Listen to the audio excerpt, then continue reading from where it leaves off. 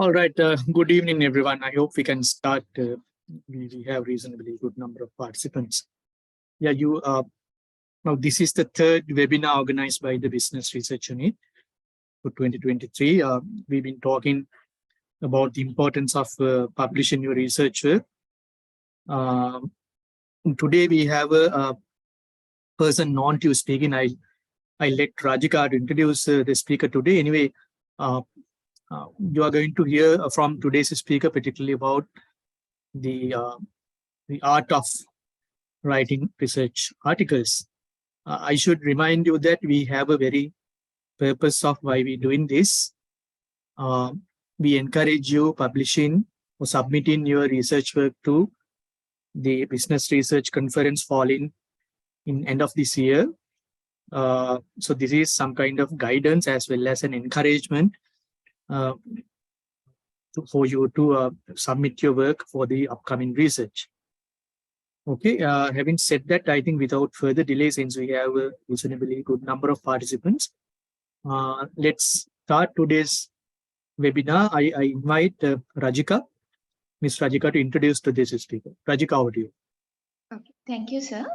Good evening, all. Let me introduce today's speaker, Dr. Amali Wijekoon, to the audience. She is one of the well-known person in the university. Dr. Amali pursued her bachelor's degree in marketing from University of Colombo. Thereafter, she completed her master's in business administration from Postgraduate Institute of Management. Also, she completed her PhD in University of Queensland in 2020. In addition, she served as a temporary assistant lecturer at University of Colombo and lecturer at North Shore College of Business and Technology and University of Moratuwa. Currently, she is a senior lecturer attached to the Department of Management Technology. Also, she is the head of the Department of Management Technology. Her research interests are service innovation, customer heterogeneity, and organizational capabilities and similar subject areas. It's a great privilege for me to introduce you to the audience, madam. Over to you. Thank you very much, Rajika. Thank you for the introduction. And so let me share my screen. Okay. Prasanna, I think I can't share. Now you should be able to. Okay. Now you should be able to. Sorry. Yeah. Okay. Your screen. Right. So I hope all of you can see my screen. So yes. Thank you. So good afternoon, everyone, and welcome to the session on mastering the art of research article writing. And to be honest, when this title was suggested to me, I was like, okay, I'm also still mastering the art of writing research articles. And I believe we as academics, we continuously improve ourselves and learn new things. And we all in the process of mastering this art. But I guess that I can share some of, as most of you here in this audience today will be very young researchers who are starting to write papers. So in that context, I believe that I can share a few things that I know and some tips that been useful for me to do good work, publish. So if you have any clarification, anything, feel free to raise your hand or drop a message, chat via chat, or just ask at any point so that I can clarify and move on. I will not be disturbed if you raise your concerns. Okay. So simply you will learn these things today. As you saw in the flyer, we're going to look into the structure of a research article and how we can fill it. And then we will focus on how we can write an abstract, where I'll share you a few tips as well. We have two types of abstracts, normal and extended, and ICBR requests you to submit an extended abstract. So we will look into that one as well. And then few academic writing tips. which of course I learned while I'm reading for my PhD. And I wish I knew them as a young researcher when I was, publishing at a very early stage. So with that, let's move on. Most of you might have, by now worked on a thesis, right? Perhaps your undergraduate research project, or the document coming from that project, or your MBA research. Perhaps you might not have binded, like this one, but yet you will have a, substantially big document around 100 to 200 pages. And when we talk about a paper, so you have actually done the research now. You have worked on the document and you have everything with you. But now what we're looking at is how we can really condense everything in these 200 pages to a 20-page document, right? So many might think, right, and I have heard many people say, oh, if you have the dissertation, it's nothing, right? You can just write the paper. It's more like summarizing. But to be honest, it's not like summarizing, but rather to write a paper, you need a bit of a different skill set, according to my understanding, than writing a dissertation. Because in a dissertation, you will have a lot of, freedom to use the words and papers as much as you want, pages. But when it comes to a research paper, research article, there's always a page limit, word limit, right? And you got to adhere to that word limit and put all the important things given that word limit. And that can be the challenge. So when we write a paper, we really don't have the luxury of using as much as words that we want. So we have to be very cautious about what we are writing, what sort of sentences we are writing, how we outline our paragraphs. So the words we pick, everything, we got to be very cautious because we have a limited amount of words to use in a paper, right? So with that, we'll move on to the structure of research article. So even if you look at any research paper, these are the things you will see, right? Any paper will have the title along with the affiliations of authors and everything, authors' names and affiliations. And then you will see the abstract and keywords, right? And then nowadays papers, they might not have this word, the word as introduction or background, but some papers might carry the term called introduction or background. And that's actually the first part of the paper, the introduction part. And then the literature review. And you will see this section, the second main section of the paper, coming under different titles, different topics. So they might call it literature review, conceptual framework and hypotheses, conceptualization, theoretical background, theorizing.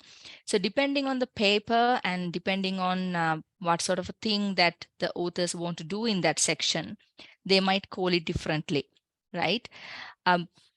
I think in recent papers, you might not see the term literature review much because it is a bit of, traditional and perhaps I guess it denotes that it's a very big thing, right? Rather people more go with terms like conceptual development, conceptualization, or theorizing, something like that. And then you have the third main section of your paper would be method or the methodology. And the next one, results, findings, right? Discussion. Usually a paper ends with a discussion where the discussion will have a conclusion as well. So some might call it concluding discussion, something like that. And then if required, you can include appendices, and reference list is a must again. So this is the basic structure of a research article, right? So when you write a paper to ICBR as well, you got to have these things in your paper. So these are main sections that any outlet, any publication outlet would look into in a given paper. So let's have a look at one by one and just to tell you how you can fill up things. So your title is something important. I have given a reference as well here. If you want, you can look at this AMJ paper series where they talk about the topic choice, right? So title gives this momentum, and it opens your paper to your reader. So your title is quite important. You shouldn't be just, writing something as the title, but you got to carefully pick the title to grab the attention of the attention of the audience. So when it comes to publications, the audience will be the editor and the reviewer, right? So for you all, when it comes to ICBR publication, the main audience will be the reviewers. So you should be able to catch the, attention and excitement of the reviewers. I know it can be a pretty challenging job, but if you can show the significance, so feel free to this paper. I think you all can download. You all should be able to get this paper. The significance, if you can highlight, this is something interesting, exciting, and show the importance of the paper through your title, that's one way to grab the attention, right? And or not that all these 5 criteria you can meet, right? Though I have mentioned there, but try to think of at least 1 or 2 elements to incorporate in your title. And then novelty.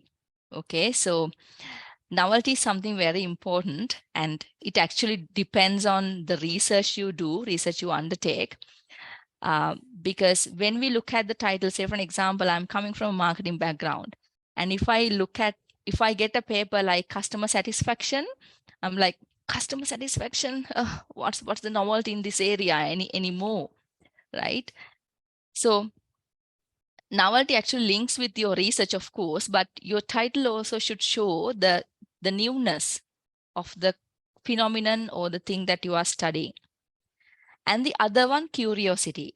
So your title should be able to arouse the curiosity of your reviewers and audience to read and see what's going on there.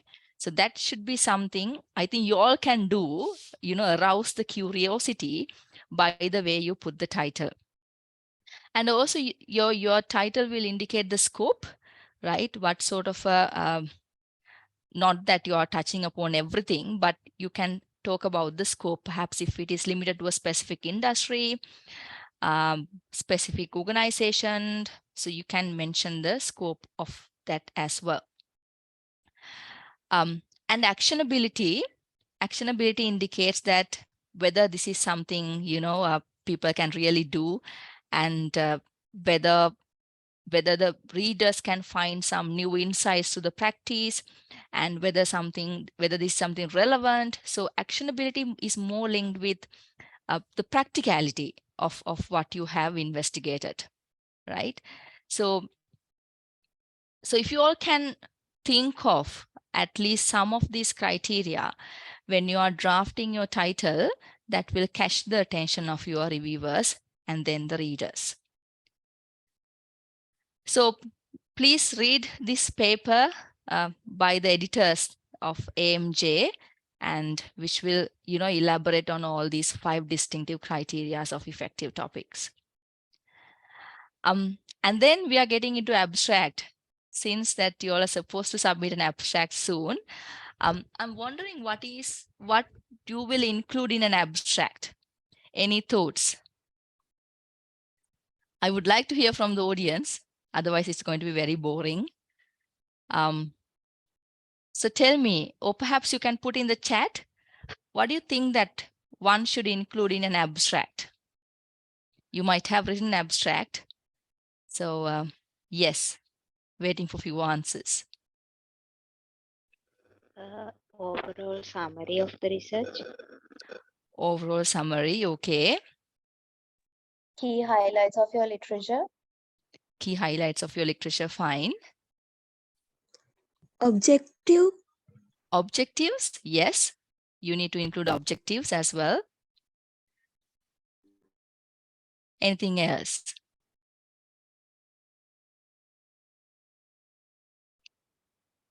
So if yes, Danushi. Implications. Implications, yes. So if I grab those answers and tell you, of course, abstract is sort of a summary of your paper, and it will include objectives and implications. And also it will give a summary about literature, especially related to your gaps, knowledge gaps, and how you fill them, of course, which links to implications. So then what are the keywords?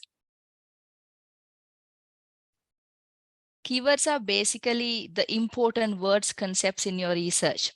So you can include, if you're studying key phenomena, key constructs, you can include those terms as keywords. If your research is coming from a specific sector, perhaps healthcare service sector, that's where you can bring it. Perhaps you're referring to a theory and you can bring the theory as a keyword. So these things are, the key stuff in your paper. Okay. And by including these keywords, it will help the other people who are, searching papers to locate your paper if they're looking for similar work. So keywords, please be mindful. You need not to include everything, right? Not that so kind of like relevant stuff, not that much irrelevant stuff, right? So because I have sometimes seen people include words, not that relevant. So, but these are keywords. So the key stuff in your paper that you want to highlight should come as keywords. So I have put this example, the abstract from one of the papers I will be referring to in this talk as well. Somewhere down the line, the reference was there. So if you have a quick read on this abstract, right, you can see it's a very condensed one, a summarized one. And can someone please tell me what is the first sentence is about?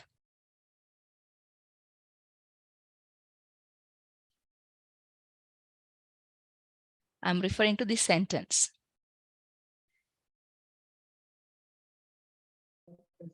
The objective. The objective, yes, right? So if you can see, it simply tells you, this study examines. So can you see the abstract?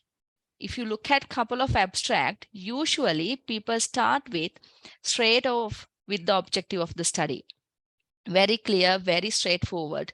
So any reader who's reading will know what to expect in this paper, right? So this is objective. Objective. And what is the second line?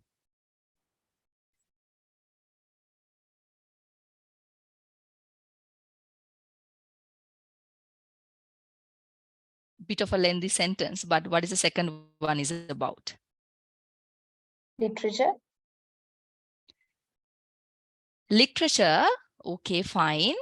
But there's a tricky word. There's a word that you got to see. We propose. What is that? The model, the conceptual model that you intend. Yes. Yes. So we propose is basically what you are giving, right? What your study is putting forward, your findings, what you are doing in this paper. So in other words, it is what you contribute, right? And we have a chat message. Yeah, I guess you will get the recording later. And then what's the second one? Sorry, the third sentence. Oopsie, sorry guys, highlighter.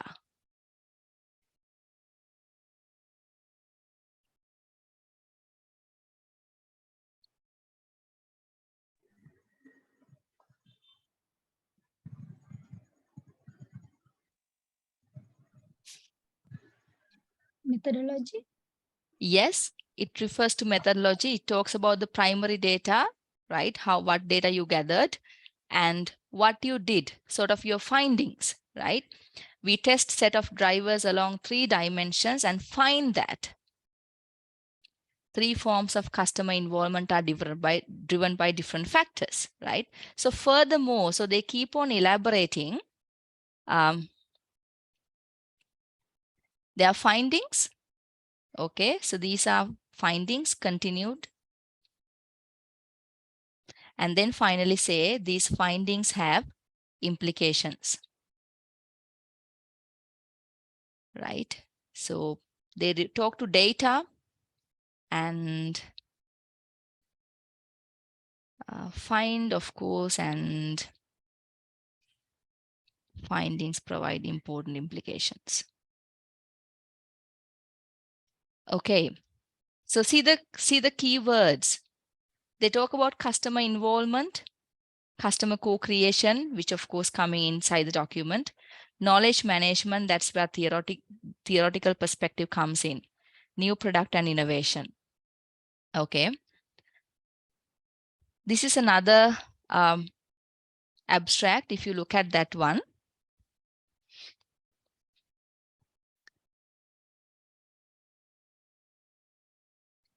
this one is interesting because they talk a bit about the gap as well, right? So if you look at the first sentence, what they say is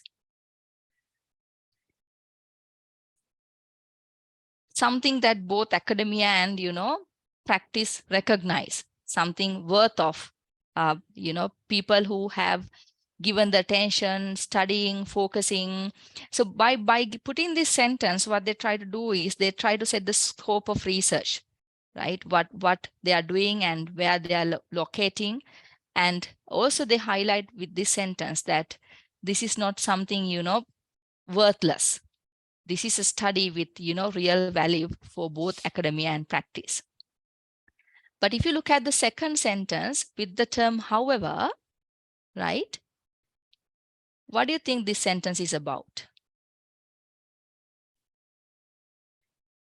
The research gap. Yes, exactly. It's the research gap, right? So research has provided little understanding of the organization culture that supports and facilitates co-creation. So can you see the flow of ideas? They say co-creation is something very important. However, literature, the research is lacking in this domain. And sorry, guys.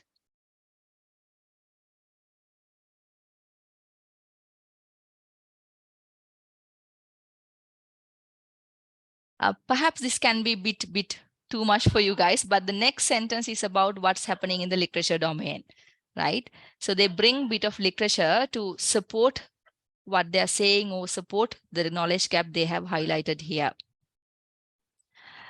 And then the next one is actually what they are doing. This research conceptualizes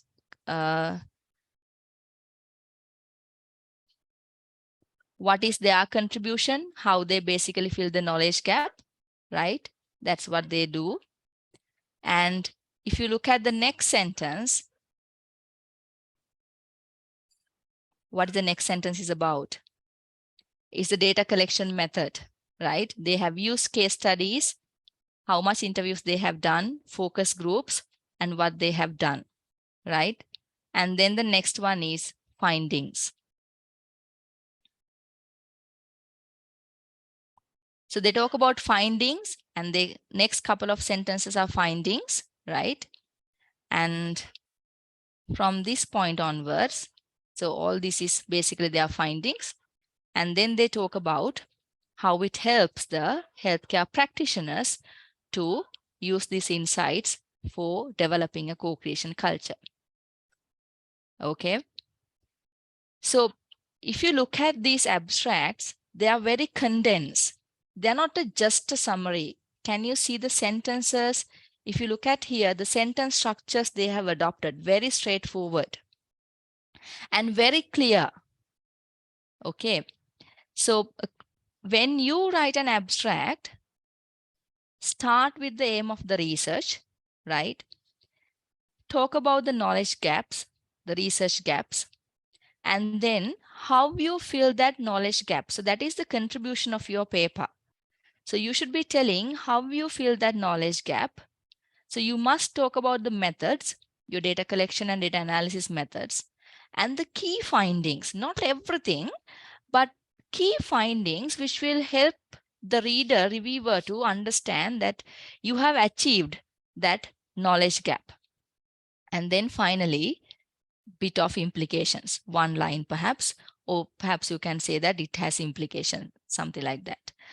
So when you write an abstract, my advice would be, have a look at a well-written abstract and adopt the sentence structure, sentence patterns for you to write the abstract. So adopting sentence patterns is like this. So if you look at this abstract and if you are going to say, this study examines, so you can simply start your sentence as well saying this study examines, and then tell what your research is about. And then we propose. You also can write the same way. We propose what you are suggesting, right? And if you want, use in the primary data from multiple industries. Perhaps you can use the more or less the same set of words, right? So when you write the abstract, don't try to write it alone. Look at few couple of, well-written abstracts and adopt the style, the sentence structures those authors have adopted, those authors have used, and adopt the same set of sentence structures for your abstract. Then you can write a very nice abstract. So that's one of the tips. And ICBR is asking for you to submit an extended abstract. So if you look at these abstracts, the word count is very limited, right? Not a lot. But in an extended abstract, you get a fair bit of words to elaborate on your work.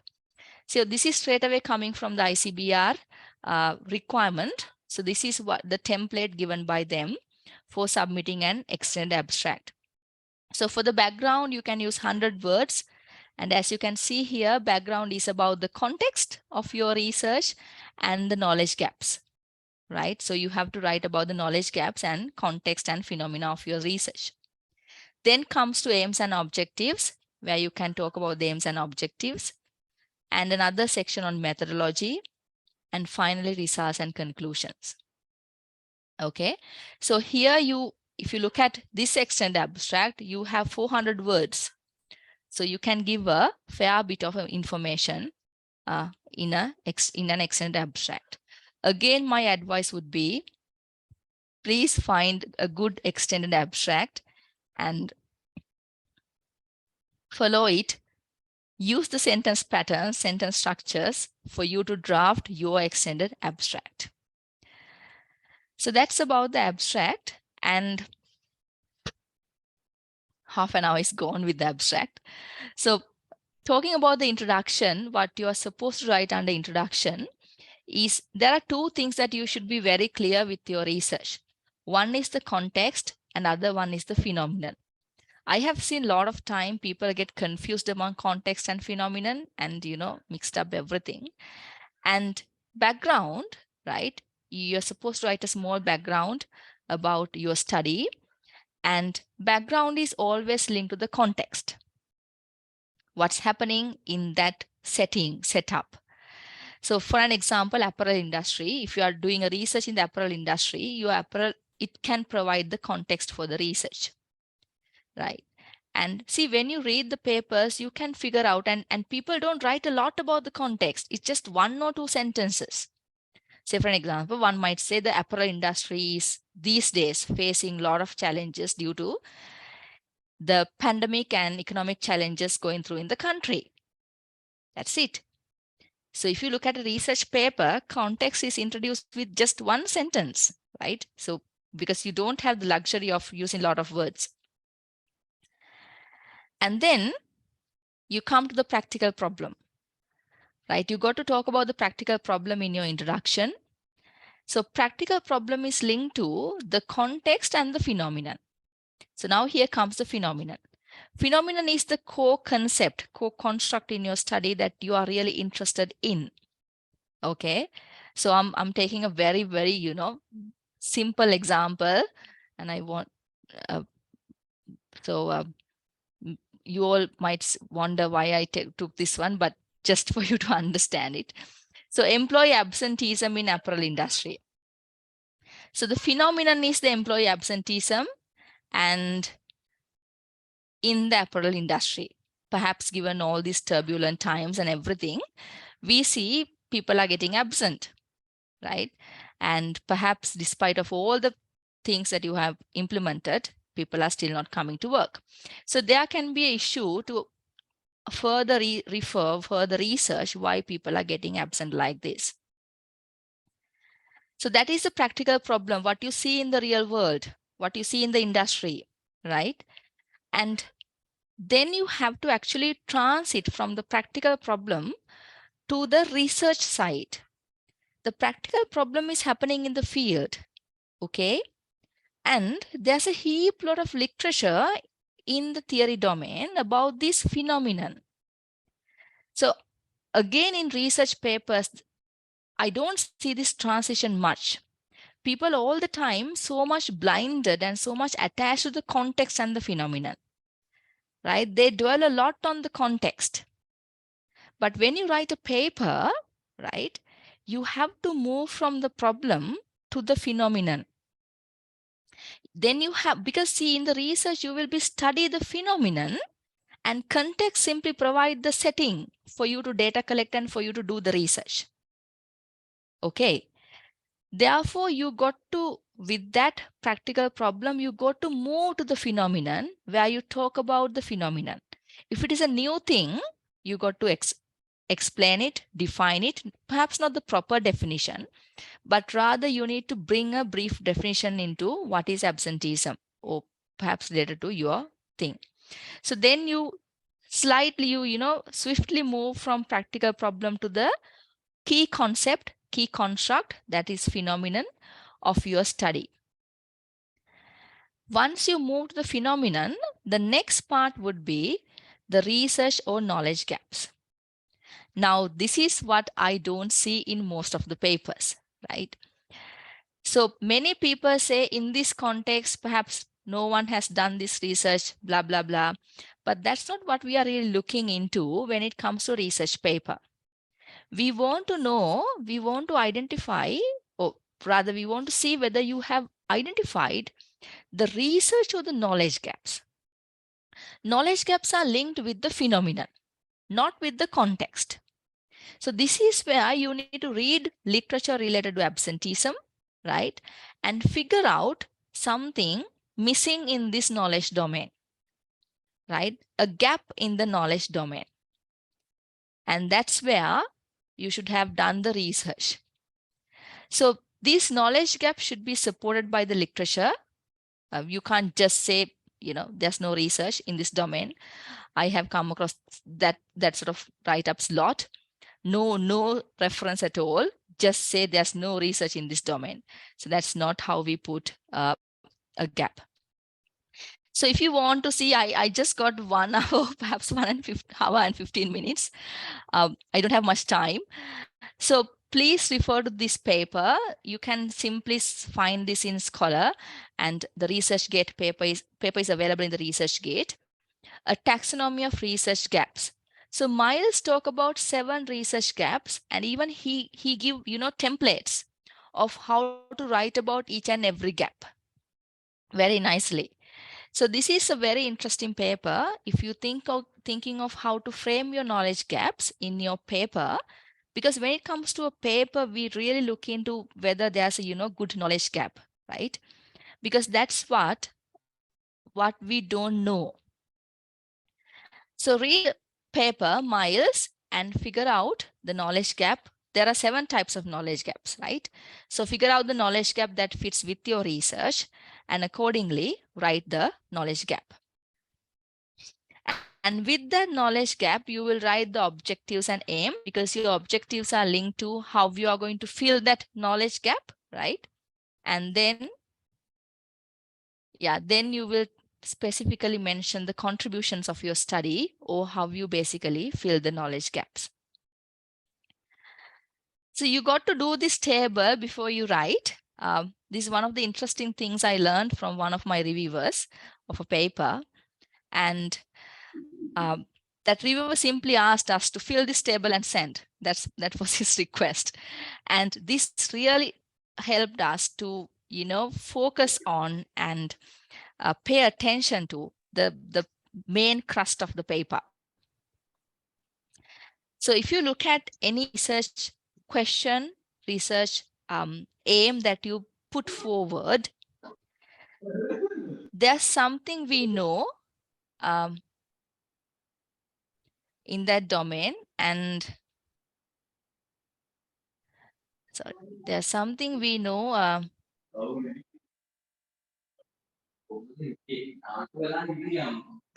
Dr. Ratnasekara, your mic is on, sir.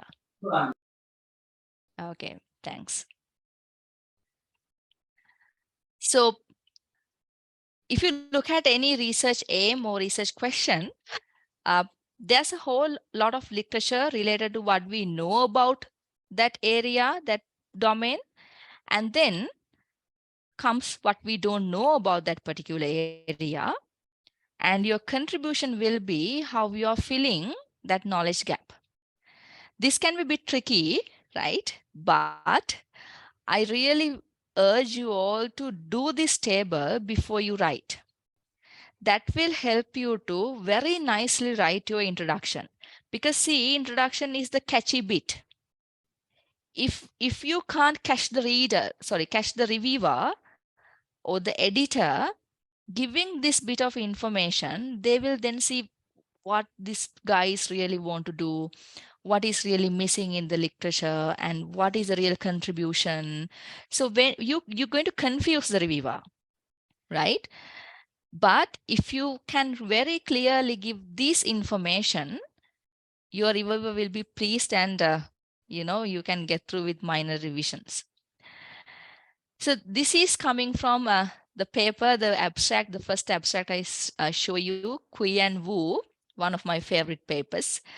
So because this is very well written paper, and for any novel researcher, I would advise to have a look at on this one, because the writing style is fantastic, right? The way they have written the sentence structures, the simplicity, the amount of the work they have done, this is fantastic paper for you to have a look and understand the way of doing things, right?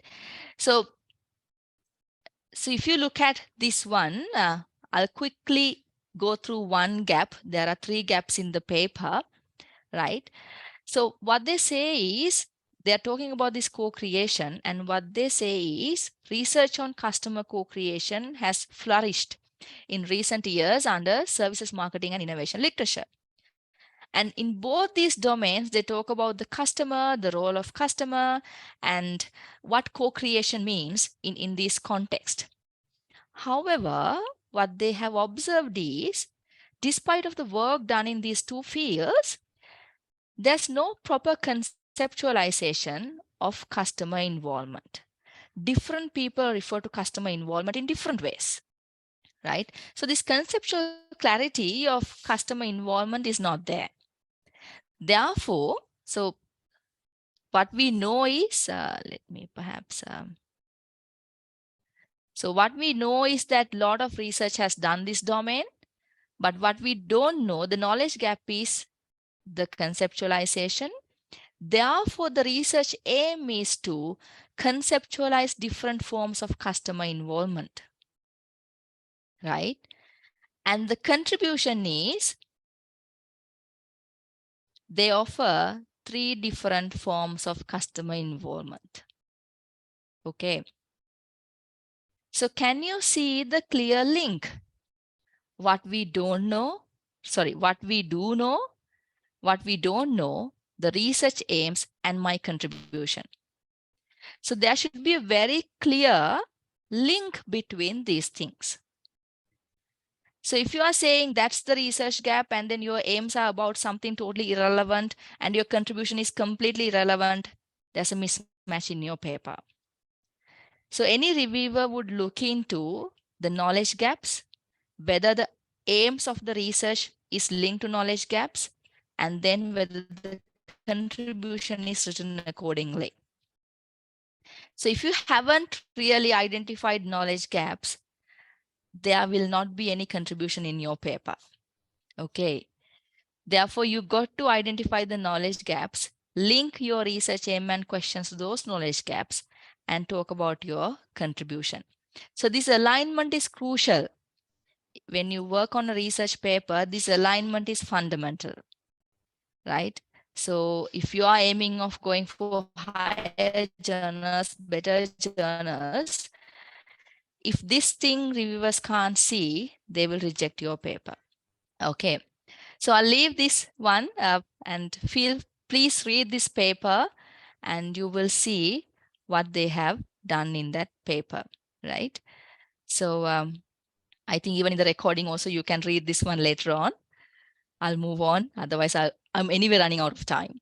So, and then under literature, so I rather prefer the word literature, not literature review or conceptualization. Now you don't have that luxury of spending pages on reviewing your literature. You got to be very, very precise here, right? Very precise, where you introduce all your key constructs, give the conceptual definitions, the proper definition for each and every construct, right? And then talk about how they relate to your study. The other fundamental thing is you must bring a theory here, right? Talk about the theory you have used to perhaps develop your conceptual model or perhaps conduct your qualitative research. Doesn't matter what it is, there should be a theory. And then if it is a quantitative paper, you can talk about the conceptual model development and hypothesis. So the paper I refer, the Kui and Wu, is a fantastic paper for a quantitative research, and if you want to learn about it. So remember, in a paper, in a journal paper, literature review section is not a very lengthy one. It is very precise, concise, to the point, and giving the all necessary information. That's it. And then method section, right? Where you got to talk about your study setting, where you have done this research. Add 1 or 2 lines about the philosophy and research approach. See, all these things are a couple of lines, right? Not paragraphs. Perhaps for study setting, you might use a para to talk about the study setting. But for the philosophy, research approach, you can use just a couple of sentences. And then you got to very clearly mention about your data collection methods, right? Whether it's primary or secondary. And if it is a quantitative paper, the population, sampling frame, sampling techniques, and all these things. If it is qualitative, case selection. If it is a case study, what about the case selection? Interviews, how you selected the interview participants. So all this information should be there, right? And data collection methods. It can be a questionnaire. If so, how you develop the questionnaire, how you administer the questionnaire. If it is interviews, how you did the interviews, how you reach people, all these things you will include. And then measures. If it is a quantitative paper, you got to talk about the measurements, operationalization, how you measure the key constructs of your research. So that should be there. And then data analysis methods. On what, using what techniques, tools did you analyze the data? Sometimes I see this part is missing. People don't talk much about the data analysis methods, but you got to mention what are the techniques or tools you used for analyzing data. So all these bits and pieces of information should be there in your method section. Otherwise, it's going to be incomplete and your reviewer will come back asking how you really did your research. Because this is the place that you got the evidence to prove this is how I did my research. Okay. So perhaps if it is called qualitative research, respondent profiles, all these things will come under method section. So therefore, that's why I say, please look at a good journal paper and see how they have written the method section.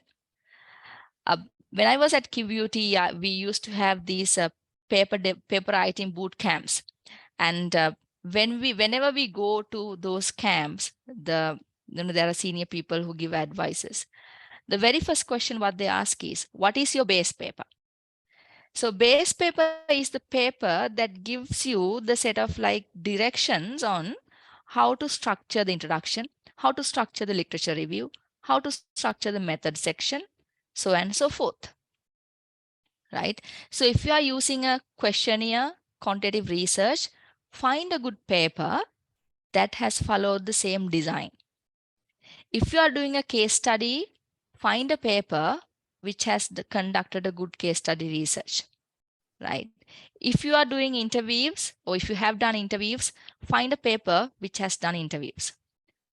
So look at the paper and see what they have written there.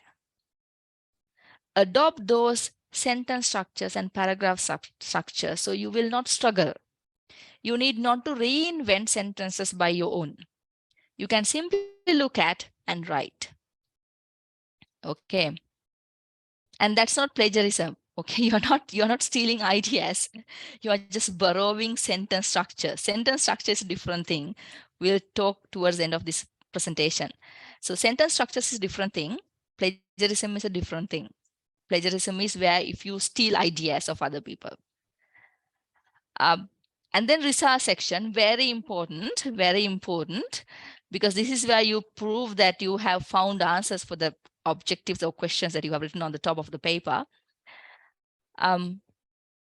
So findings of statistical analysis. I have seen a lot that SPSS outputs come into the paper. No, that's not how we do it, right? We have standard ways of presenting statistical findings. That's why you got to, refer to the base paper.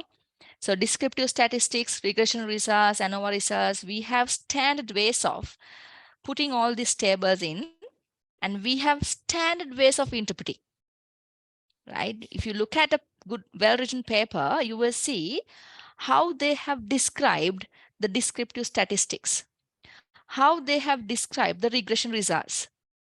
Okay, so adopt the same sentence structure, sentence patterns, and interpret your results. Okay, do not try to reinvent the sentences if you are interpreting statistical findings, because then you will make a big mess out of your findings, right? And then findings of qualitative analysis. Call studies can be quite challenging, right? Especially if you are doing some sort of thematic analysis, you got to show what were the initial codes you had and how you derived on the themes and everything. So again, find a good paper. So when I say good paper, these are, papers published in Q1 journals. So if you go to the website Schemago, right? I hope you all have heard Schemago. Schemago will tell you whether the journal you are referring is a Q1, Q2, Q3, or Q4. Please have a look at a Q1 paper because, they have done quite a good work, right? So find a good qualitative paper. If you are doing a case study analysis, find a paper which has done a case study analysis. If you are doing interviews, find a paper which has done interviews. If you are doing focus groups or observations, find a paper which has done a focus group study and observation. And see how they have presented their results, presented their findings. So you need not to pull your hair figuring out how am I going to put all my findings in this paper, because by that time you might have run out of page numbers. You might have utilized a lot of paper and now you are, research section, wondering where you put this stuff in the document. So this is where actually this base paper comes to save you. So you will see how other researchers have presented findings of case study analysis or interviews or focus groups, and borrow those writings to your paper and write. Okay. So for both quantitative findings, statistical findings, and qualitative data findings, please refer to a base paper and adopt the standard ways of presenting your results. Okay. Moving on. So then you will get into the discussion, right? In the discussion, Discussion is one of the, again, very important sections in your paper, because discussion is the section which tie up all other parts of your paper. Introduction, literature, methods, findings, right? Discussion will tie up all these 4 parts of your paper. How? The discussion will tell you how you have found answers to your research questions. It will tell the achievement of objectives. So if you have a couple of objectives, take separate paras to clearly say, this was my objective, this is what I did to achieve this objective, and this is what I have found. Okay, so discussion of findings is basically not just elaborating findings. You have done that in the previous section. You have come up with all the findings. Discussion of findings is, you're going to tell, I had a couple of objectives and questions at the beginning, and then I did my study and I found these things, and this is how my findings fill the or provide answers to those research questions or objectives, right? So that discussion should be there. That is what we say discussion. In the discussion of findings, you got to clearly show how you have achieved your research questions and objectives by doing all these things. And then theoretical implications, how you fill the knowledge gaps now, right? So unless otherwise you have identified the gaps at the beginning, you can't write this section because no gaps, no implications in very simple theory.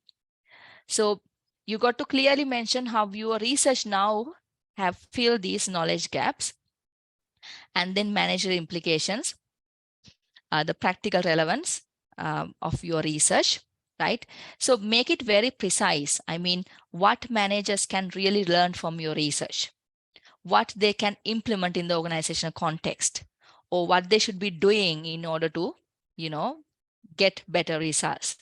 So those are manager implications, what managers can really do. See, in this section, now you go back to your context, right? We were talking about in the hypothetical example, absenteeism in the apparel industry. So what managers can do, right? So this is manager implication. What are the, practical insights of your research that managers can borrow and solve their problems? Finally, limitations and future direction. What were the limitations in your research? Perhaps limitations in theorizing, or limitations in data collection, or limitations in analysis. So those things will come as limitations. And future directions are basically linked to how someone can start from your research and go further. Okay, so that is the discussion section. And if you want to put any supporting materials like questionnaire or interview protocol, code books, process maps, or anything, you can put it as appendices. But again, be mindful about the page limit. Okay, so you can't put lengthy stuff over there. And then references, very, very important again, because I think even Prasanna would agree with me. Whenever I get a paper to review, I first look at the reference list. Why?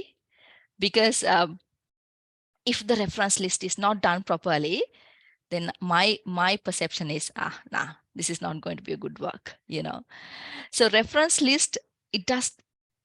So any journal, any conference will tell what is the reference style they are adhering to, they are following, right?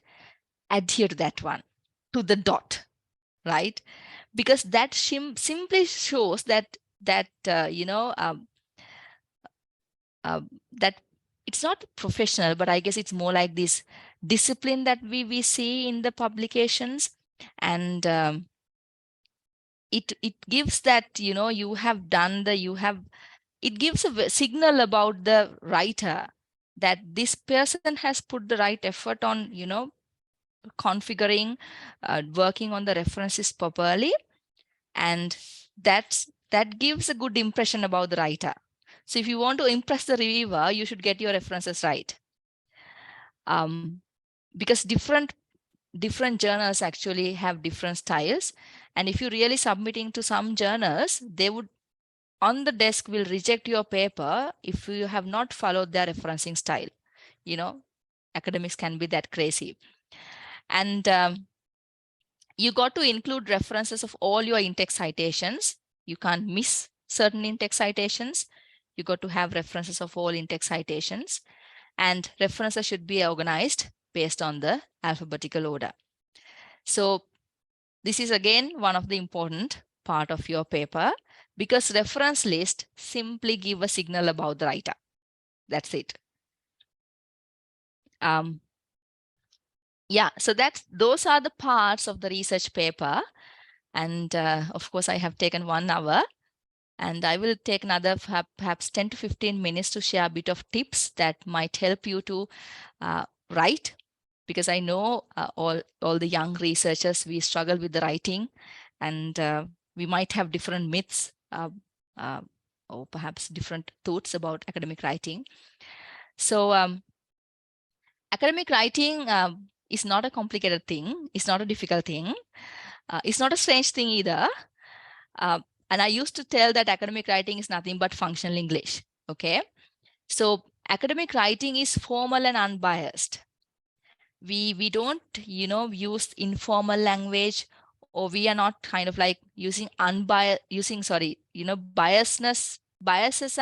should not be there in our writings.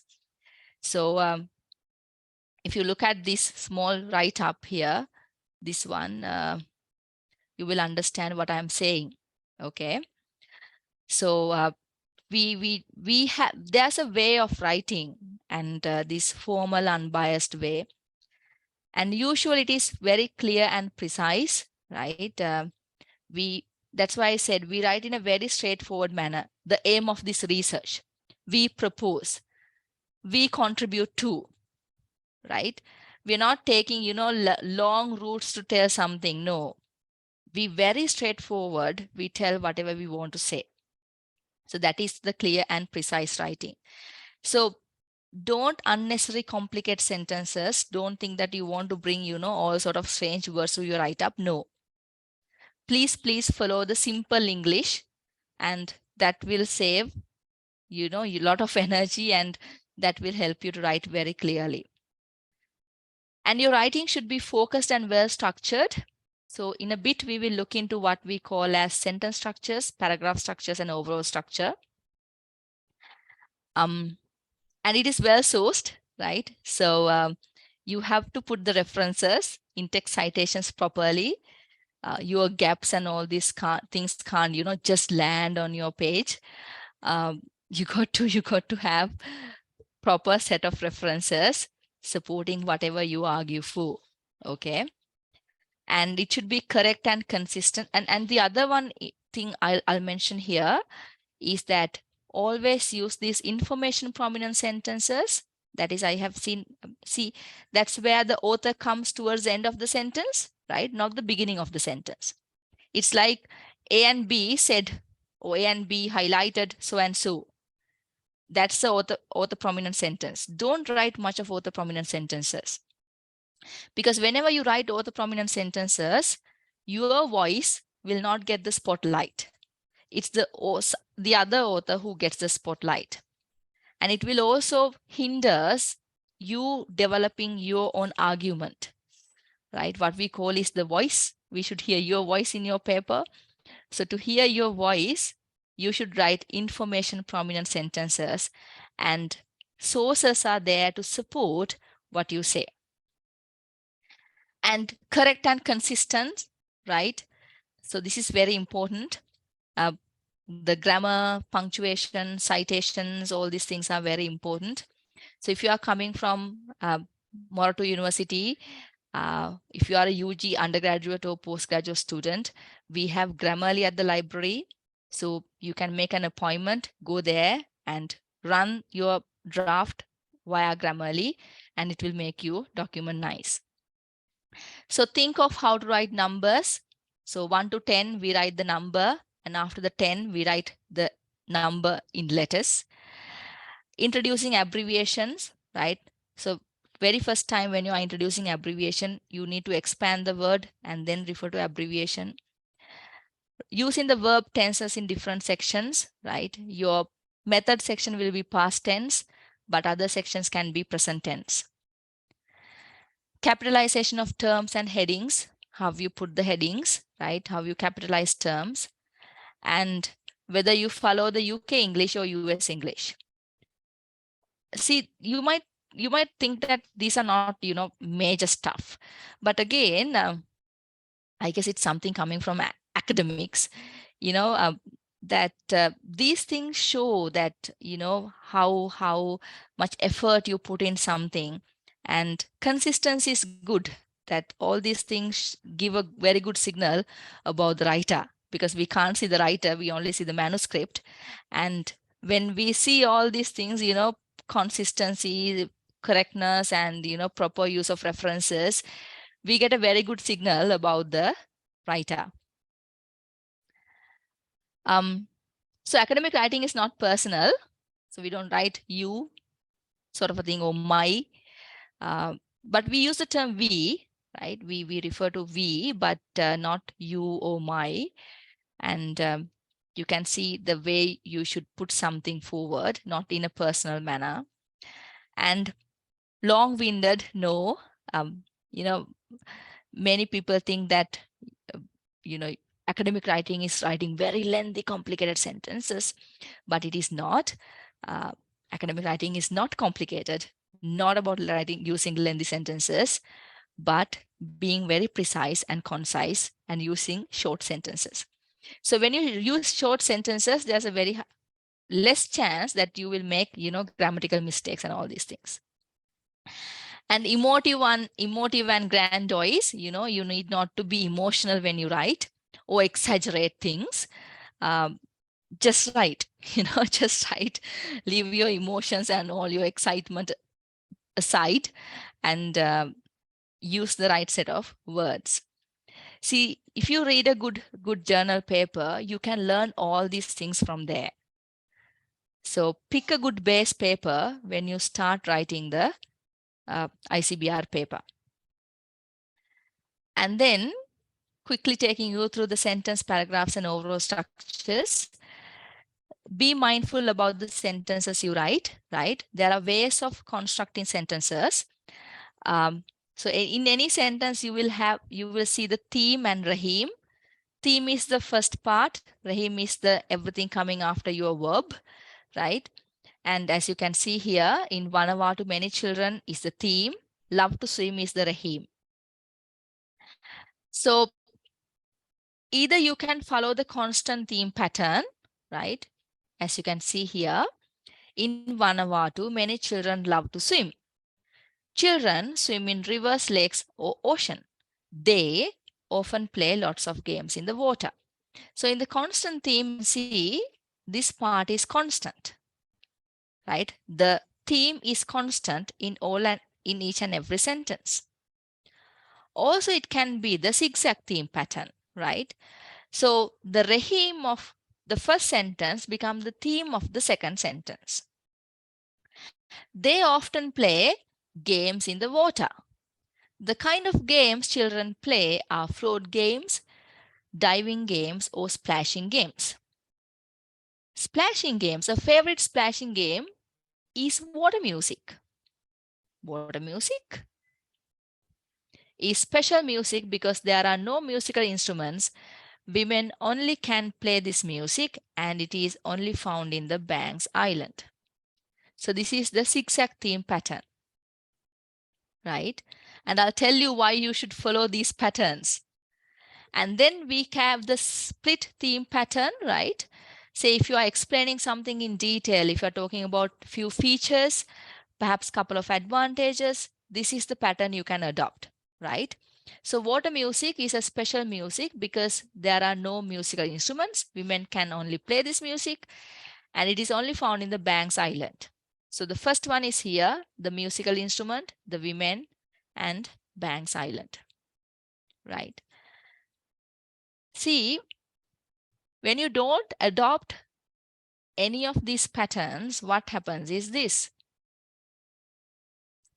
there will be no flow in your write-up. So this is what most of the writings are like. Guava Island in the Banks Islands is a popular place where this music can be heard. Tourists often come to Vanuatu and watch the locals perform different ceremonies. Air Vanuatu is very busy every day transporting locals and tourists all over Vanuatu. Port Vila is the busiest city in Vanuatu.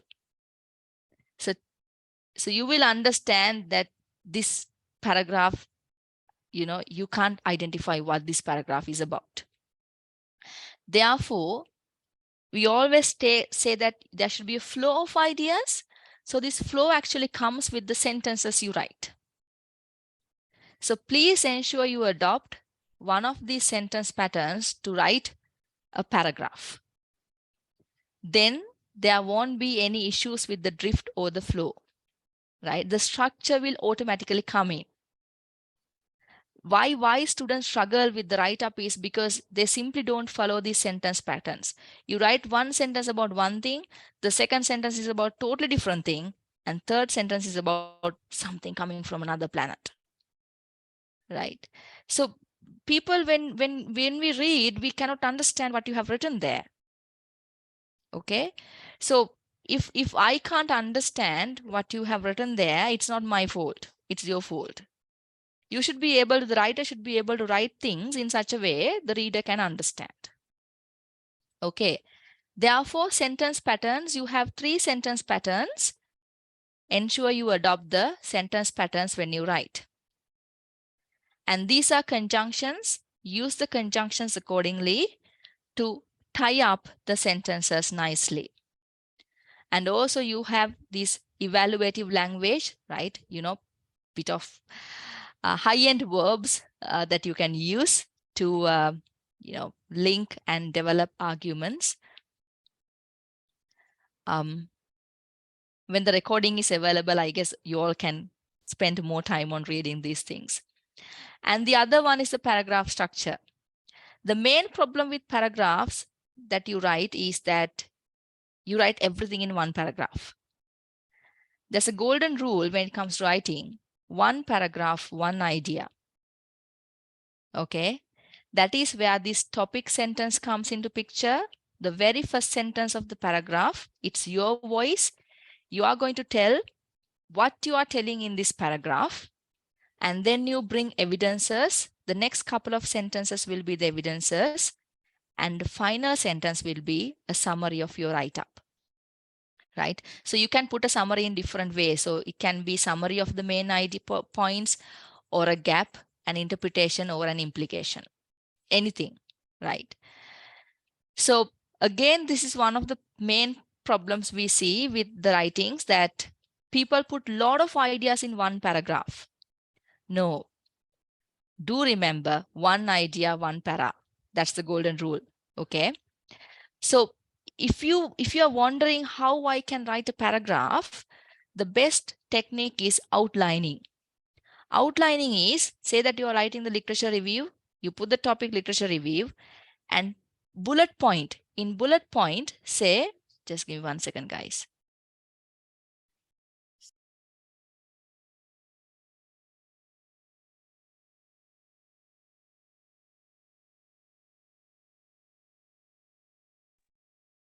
Sorry about that.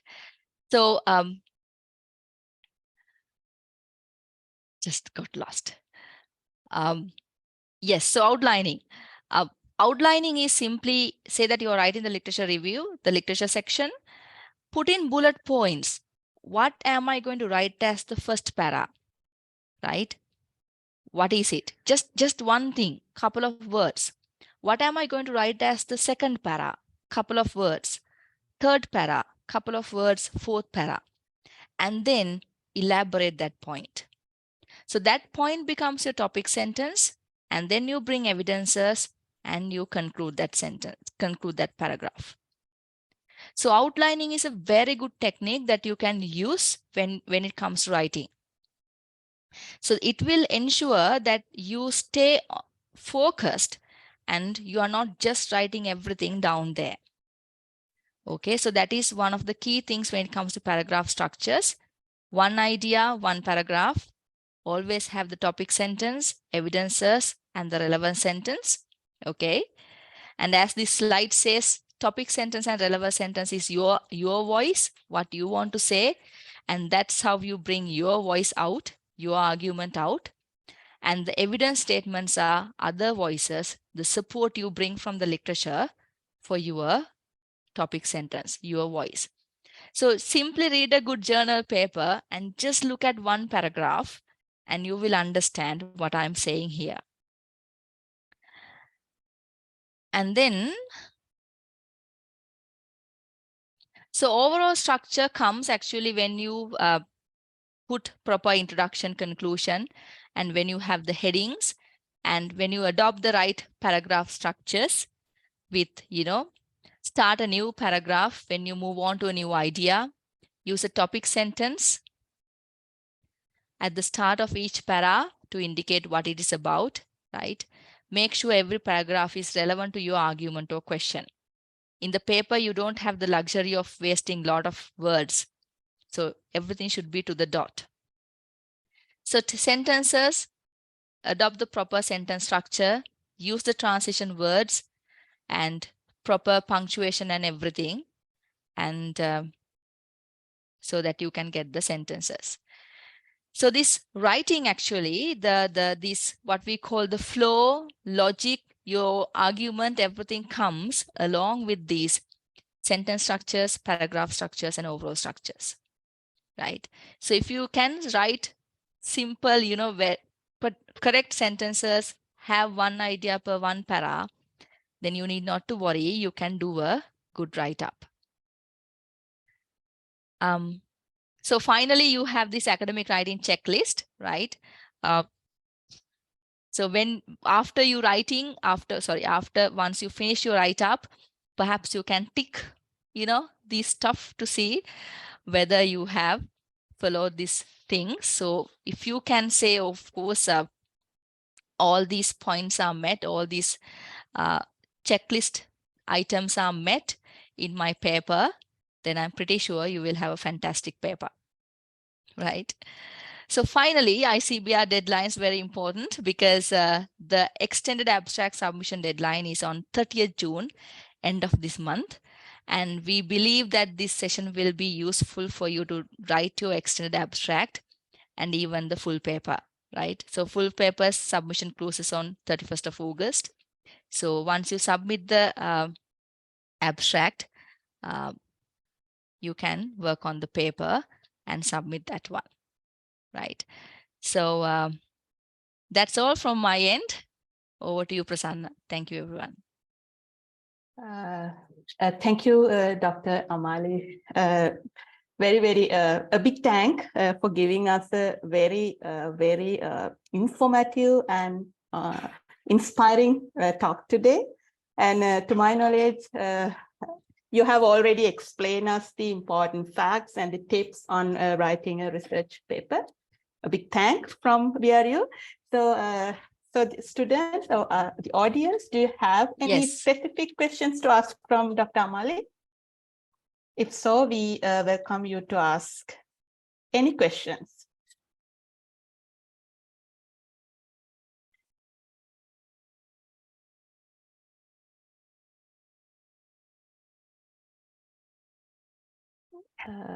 Perhaps they're kind of completely lost by now. Yeah. Okay. So one question from my end. Okay. So is there any ethical considerations that researchers should keep in mind while writing an article? Yes, there are a lot of ethical considerations. I mean, throughout, especially when you do the research as well. So I think when you write the paper, one thing would be, if you all work with a specific organization, you must seek their approval if you want to use the name, right? If not, go with a pseudonym. Respondent names, respondent profiles, we never expose those things, right? So there you need to keep the confidentiality. So especially in terms of data, the confidentiality and anonymity of your data is very important. And The other thing is, don't steal ideas from other people. That's another thing. You got to, present whatever you have found and you have worked on. Yeah. And yeah. And maybe when we are including the data from other sources, then we need to kind of acknowledge. Yes, them. yes, That's yes, yeah. that's true. So if you have gone for secondary data sources, Yeah, of course. especially, then you have to acknowledge from where you collected them. Yeah. So yeah, that's all that comes to my mind. Yeah. Yes. Okay, so then I guess with that, so we would like to thank you. We thank a lot our speaker today, Dr. Amali Wijekoon, first of all, for accepting our invitation and giving a very important talk on research article writing. And we hope this talk will helpful when you are going to write your own paper and when you're going to submit to ICBR 2023. And secondly, we thank all our audience for joining the webinar today and make this event. We hope you find the webinar informative and inspiring. Before ending the session, we would like to remind you again, you can visit our BRU webpage if you missed the previous webinar. And we would also like to ask you to follow our BRU LinkedIn page as well as our YouTube page to receive updates on the future events. And let me share the screen. Let me share my screen to show you our ICBR 2023 webpage. So you can visit ICBR 2023 webpage to get all the information about the conference, including submissions and registrations. We will add more information once they are ready in due time. Abstract template is there. Everything is there, yes. So you have the guidelines and the template, and there's guidelines for submission of your abstract. And so I guess with that, I hope we can end the session for today. So, okay, so I guess,